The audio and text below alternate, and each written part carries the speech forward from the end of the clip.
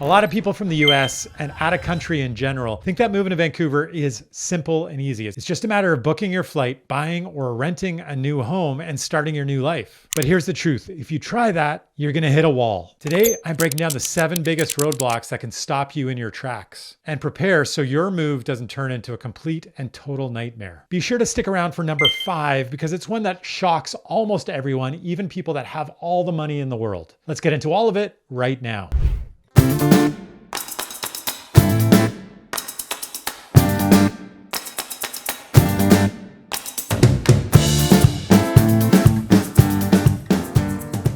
My name is Sebastian Albrecht with the Living in Vancouver, BC team, and welcome back to the channel. This channel is all about moving to and living in Vancouver. I put out videos just like this one every single week. And this week, we're talking about some of the biggest roadblocks that could be in your path if you're thinking of moving to Vancouver from another country. I want to help you prepare for this move and make sure that you're avoiding some of the biggest pitfalls, the biggest roadblocks that people run into when they're making a move that you're thinking about making right now. And the reason that I think this is so topical is recently I've been getting a lot of inquiries from people all over the world, from the United States in particular. There's so much uncertainty around the world, so much upheaval. And Vancouver is seen as one of the safe havens, a place where people can escape the turmoil of the world. And I certainly can't blame you, but I want to help you as well. So we want to make sure that you're making the right choices and you're doing all the right things to make your move here as smooth as we possibly can. And without further ado, let's get right into roadblock number 1, which I think might be the biggest issue you could be facing in your move to Vancouver. One of the biggest misconceptions is that you could just show up in Canada and start living here. You can't arrive on a plane and expect that you can stay here forever. In fact, the reality is that's not the case. There are specific pathways to spending time in Canada. The easiest one is just coming up here on a tourist visa. And so Americans, as an example, can spend up to 6 months in Canada before they have to leave the country and then reapply to come in. And during your stay here, you're not really allowed to do anything. You can just hang out and spend money. You're definitely not allowed to earn money. And so if you want to be a productive member of society, you have to find a different way to enter Canada. And if you want to spend more time, and if you're watching this video, you do want to spend more time than just visiting. You don't want to spend just 6 months. You want to spend years and perhaps the rest of your life in Canada. And there are pathways to that. Specifically, you can come here on a student visa. You can also come here on a work visa. And then there's also the possibility of getting permanent residency and, of course, ultimately Canadian citizenship. And those doors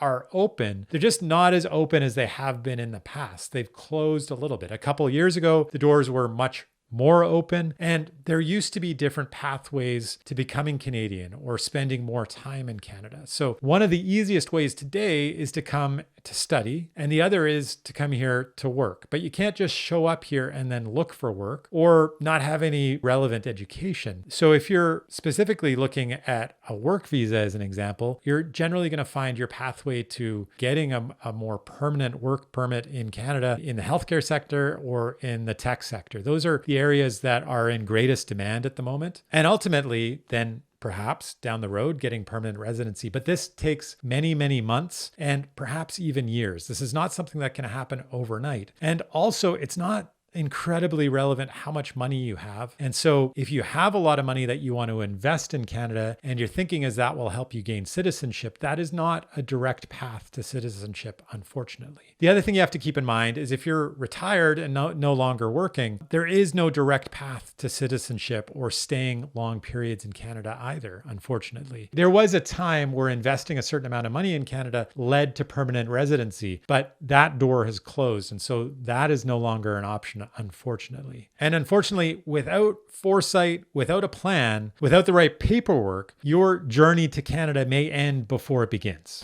So going back to working in Canada, you just can't show up here and get a job. In fact, in order to get a work visa in Canada, your employer has to demonstrate to the Canadian government that they can't find a Canadian to do that job. Now, there are specific fields where it's going to be easier for you to find a job than others if you're coming here from other countries. And specifically, the areas that are most in demand in Canada are going to be tech, film, healthcare, and engineering. So if you're a doctor, if you're a nurse, if you're an engineer, these are fields that employers in Canada are in desperate need of, and you're more than likely going to find a job in Vancouver relatively easily. But keep in mind, Vancouver jobs don't pay particularly well. We definitely don't get a pay bump for living in such a high cost of living city. So if you're a software engineer in Silicon Valley and you want to move up here to Vancouver, the likelihood is if you're not staying with the same employer and you're looking for a new job, that you're going to get a lower income here when you move to Vancouver. You're going to benefit in all sorts of other ways. Otherwise, you wouldn't be choosing to move here. But the benefit is not going to be that you're getting paid more than likely. The myth that a lot of people come here with is that Canada has free healthcare, so no worries, I'm covered. I don't need to worry about this. But the reality is you actually do. Yes, as a Canadian, when you become a permanent resident or a Canadian citizen, you're going to be covered by provincial healthcare and you're not going to really need to worry about that, at least basic coverage. But as a new Canadian or as somebody who is just moving here and who has just arrived on a work visa, as an example, you're actually not going to be immediately covered. There's a waiting period essentially, and that can take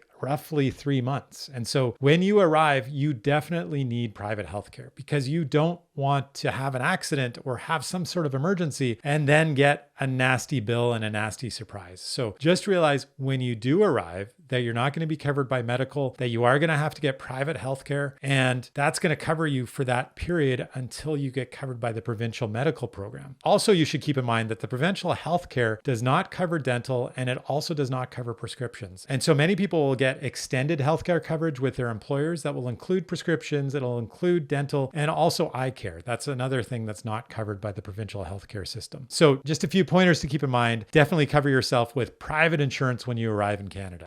Here's another shocker for a lot of people that arrive here and think everything is going to be the same as at home. In Canada, your credit history doesn't move over. So your entire US credit history or your entire UK credit history does not transfer over to Canada, and you have to start everything over again. Not to mention, most of those banks don't exist in Canada. And so the first thing that you want to do is open a bank account when you arrive and also apply for a credit card and establish your Canadian credit. And of course, if you're looking to get a mortgage or if you're looking to rent a place and they're doing a credit check on you, you're not going to have any credit. And that's a bit of a problem. So you may find that you need to get a bit of a track record, a little bit of a credit history going before you can even rent or purchase a home in Canada. But I do want to let you know that not every landlord is actually going to check your credit. They may ask for it, but they quite often don't actually do it. It's more likely that a corporate landlord is going to check your credit rather than just sort of a mom and pop investor that owns one property. They're less likely to check your credit history. So that's something to keep in mind. And then the other thing to keep in mind, if you're thinking about a mortgage, there are specific banks that have programs for new Canadians. So despite not having a credit history, there may be ways for you to get a mortgage relatively quickly in Canada as a newcomer to Canada. I want to talk about housing now, and this is perhaps one of the things that shocks the most people that I talk to, is that no matter how much money you have, if you're not Canadian, if you're not a permanent resident, you may not actually be able to buy property in Canada. So there's a few things to keep in mind here. Number one is that there is a federal ban on foreign investment in residential real estate in Canada. There's a foreign ban on owning property essentially all over Canada. That's not just Vancouver, that's anywhere in Canada. There are a couple big loopholes in this. Number one is that if you're here on a student visa and you purchase a home that's under $500,000,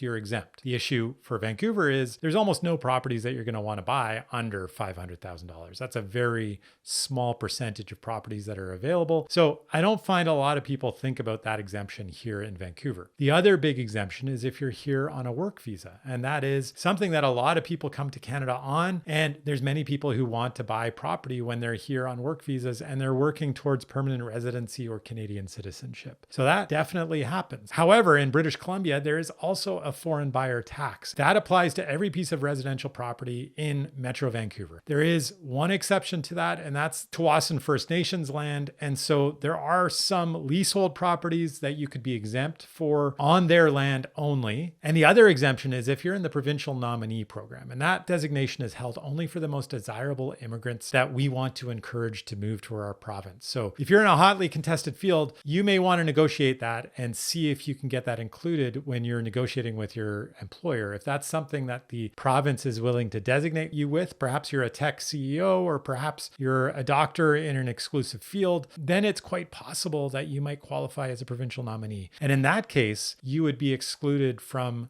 the very hefty foreign buyer tax, which is 20% on every single property that you purchase. Now, you're only allowed to buy one property. You're only allowed to buy the property that you live in. You can't buy investment property or anything like that in order to qualify for this exemption. But that is something that scares a lot of people, that surprises a lot of people. There's a lot of people that I talk to that are really, really frustrated. They desperately want to move to Canada and they desperately want to invest in Canada. They want to own the home that they're going to live in, but unfortunately, it's sometimes not possible at all. And other times it becomes quite expensive because you're paying this additional 20%. And most people don't really want to be paying that. So keep that in mind. Now, if you are renting, it can also be a challenge. It can be a challenge because you may need a credit history that's Canadian. And we discussed that in an earlier segment, but they might also want Canadian references. And that becomes quite challenging, of course, if you've just arrived here. So you may very well end up finding it's very challenging, not just to buy, but also to rent when you're moving here from another country.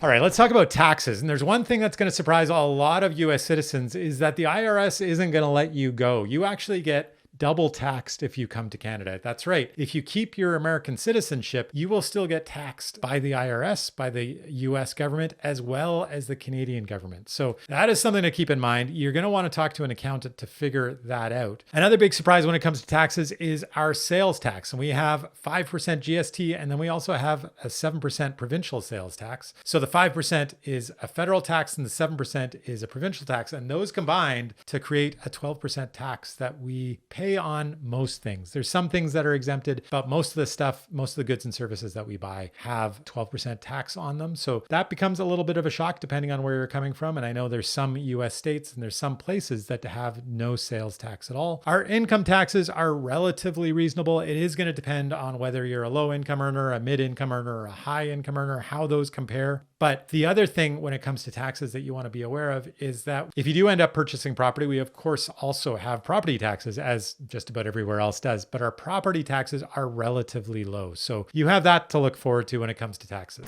There's going to be some lifestyle adjustments depending on where you're coming from, and frankly, just about everywhere. Even if you just live in Blaine and you end up moving to Canada, there's some things that you might not notice on the surface. You'll only start noticing when you're here for any significant amount of time. But number one that I just want to touch on is the metric system. In Canada, we're supposed to be following the metric system. We actually do a bit of a hybrid in Vancouver. So as an example, all the speed limits are in kilometers. I don't think in miles at all, but I'm also supposed to think in measurements of centimeters or meters in terms of my height. I have no idea what my height is in centimeters or meters. I do know what my height is in feet, interestingly. I also know how much I weigh in pounds. I have no idea what I weigh in kilograms. And so we live in this sort of like weird in-between space between these two systems. We're supposed to have converted completely into the metric system, but the reality is culturally, most of us kind of live in between those two spaces. Another thing you want to get used to is the cost of a number of things. It's not just housing costs that you probably already know that are relatively expensive and most likely more expensive than when you're coming from, but cost of groceries, especially in comparison to the United States, is significantly higher. We pay more for things like cheese or milk or eggs or bread than you're likely used to. And that's just part of the reality of living in Canada. But we also pay a lot more for gasoline. Gas costs not just a lot more than it does in the United States, it also costs more than it does in most other parts of Canada. We're about 25% more expensive than anywhere else in Canada. We have specific taxes on our gasoline that pays for our transportation network and our transit system in Metro Vancouver. And then on top of that, there's some issues with the refineries that we're dependent on that keep the cost of our gasoline relatively high. On the savings side, you're going to find that there's some things that are relatively cheap that probably aren't going to be as cheap where you come from. And the biggest thing, I think, is the cost of utilities. And most people that move here are shocked how cheap our electricity is and how cheap our natural gas is. And yes, we still rely to a large degree on natural gas, but even more on electricity. And we're lucky enough to live in a part of the world where we can rely on hydroelectric power, which is relatively clean and relatively cheap. And the result is, our utility costs are relatively low here in BC, and specifically specifically here in Vancouver. Now, briefly, I just want to touch on some cultural differences as well. Vancouver's a pretty laid back place. You're going to find that people move a little more slowly. Things aren't quite as hectic. There's not as much of that hustle culture in Vancouver as you're going to find in some other places. Now, so Vancouver's vibe is very similar to what it's like down the west coast of North America. So it's similar to Seattle, to Portland, to LA, the same kind of laid back attitude. Hustle culture isn't big here, and people are relatively laid back, pretty easygoing.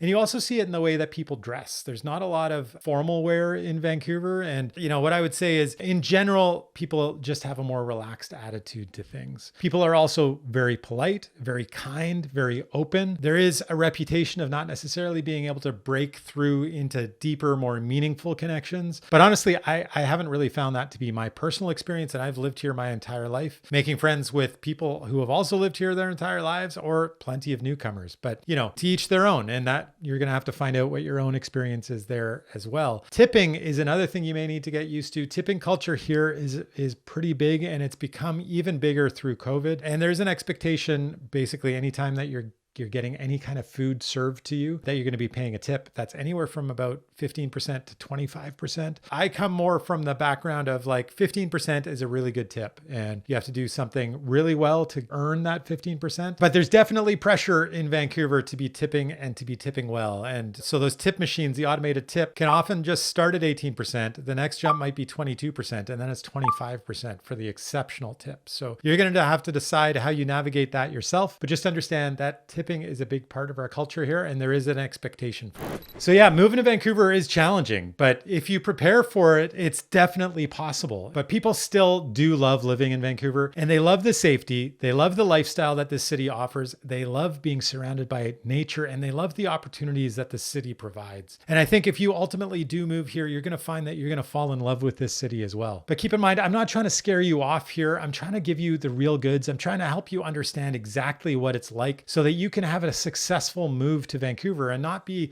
sideswiped by these roadblocks and by these surprises. So ultimately, if you're still thinking of moving to Vancouver, I am a real estate agent that has helped hundreds of people do exactly what you're trying to do. And I can help you find not only the right neighborhood, but also the right home. Whenever you're ready, my contact information is right there on the screen. Be sure to reach out. I do want to hear from you. Which of these roadblocks really surprised you the most? I reply to every single one of the comments, so be sure to comment down below. And before you leave, I want to make sure that you know that I have over 100 videos, in fact, almost 150 videos, all about moving to and living in Vancouver. And if you have any questions about living in this city, I probably have done a video all about that topic. Be sure to check out that enormous back catalog of videos. And if you're serious about moving to Vancouver, you're going to want to check out this video right here, which is a video that I did all about the cost of living in 2025. Be sure to check out that video. And thanks so much for watching this one all the way to the end. I'll see you next week.